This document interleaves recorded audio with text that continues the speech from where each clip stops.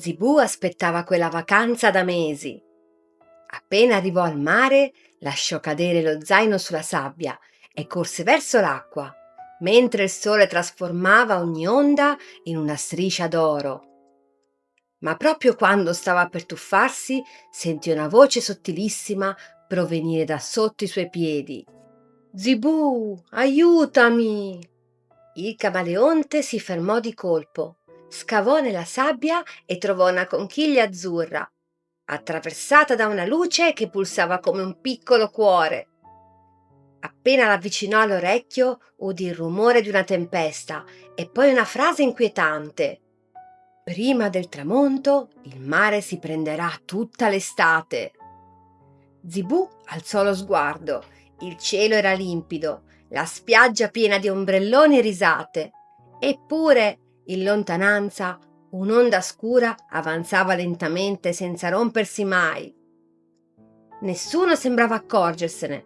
Poi la conchiglia tremò tra le sue zampe.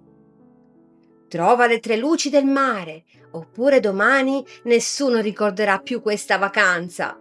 E l'onda scura accelerò.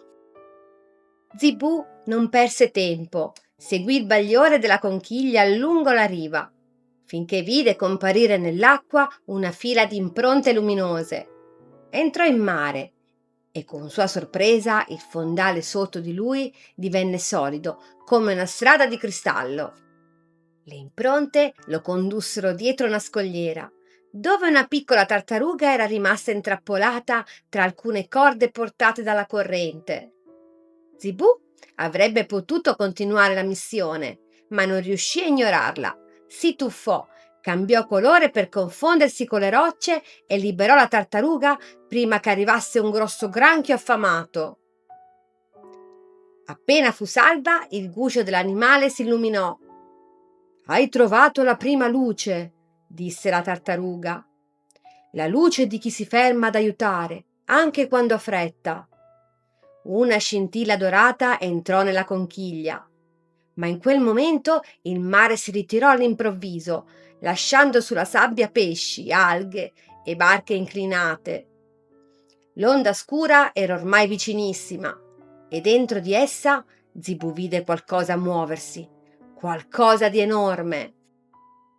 Zibù raggiunse una grotta nascosta sotto il promontorio.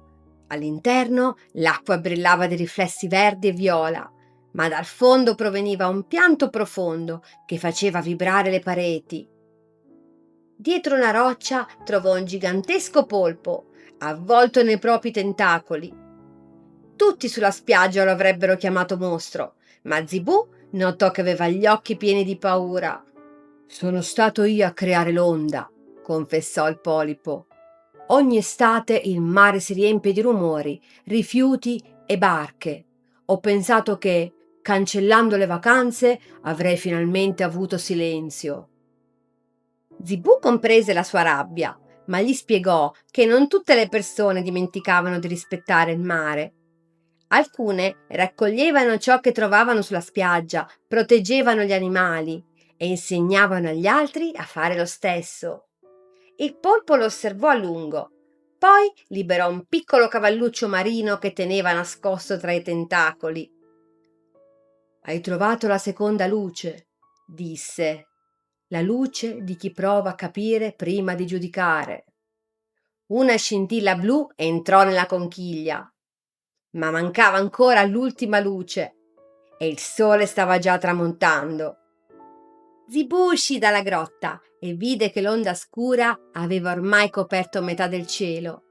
La spiaggia era diventata silenziosa, gli ombrelloni perdevano colore, i castelli di sabbia svanivano e perfino il profumo del mare sembrava dissolversi. La conchiglia indicò un piccolo scoglio al largo. Sopra di esso brillava l'ultima luce, ma tra Zibù e lo scoglio si apriva un tratto di mare agitato. Il camaleonte iniziò a nuotare, spinto dal vento e dalle correnti. Quando fu quasi arrivato, sentì un richiamo alle sue spalle. La tartaruga che aveva salvato era stata trascinata via dall'onda. Zibù guardò la luce, poi la tartaruga. Mancavano pochi minuti al tramonto. Salvare l'estate significava raggiungere lo scoglio, salvare la tartaruga significava rinunciare. Zibù tornò indietro. Con tutte le sue forze la spinse verso la riva mentre il sole scompariva dietro l'orizzonte. L'ultima luce sembrò spegnersi. Poi la conchiglia esplose in un bagliore rosso. Hai scelto qualcuno invece del premio, disse una voce. Era quella la terza luce. Le tre luci si unirono nella conchiglia, formando un raggio dorato che attraversò l'onda scura. Per un istante il mare intero rimase immobile. Poi l'onda si aprì come una tenda. Dal suo interno uscirono pesci luminosi, meduse colorate e migliaia di gocce che ricaddero sulla spiaggia come stelle. Gli ombrelloni recuperarono i loro colori, le barche tornarono a galleggiare e il profumo del mare riempì nuovamente l'aria. Il grande polpo emerse vicino alla riva. Nessuno fuggì perché Zibù spiegò ciò che era accaduto. Le persone raccolsero i rifiuti, liberarono la spiaggia dalla plastica e promisero di rispettare quel luogo ogni giorno, non soltanto durante le vacanze. La conchiglia azzurra perse il suo bagliore e divenne una semplice conchiglia. Zibù la conservò comunque. Quella sera si sedette sulla sabbia, mentre il cielo diventava rosa e il mare tornava tranquillo. Aveva capito che un'estate indimenticabile non dipendeva dal posto più bello o dall'avventura più grande. Dipendeva dalle scelte fatte quando nessuno stava guardando. E da quel giorno ogni onda che raggiungeva la riva sembrava sussurrare il suo nome.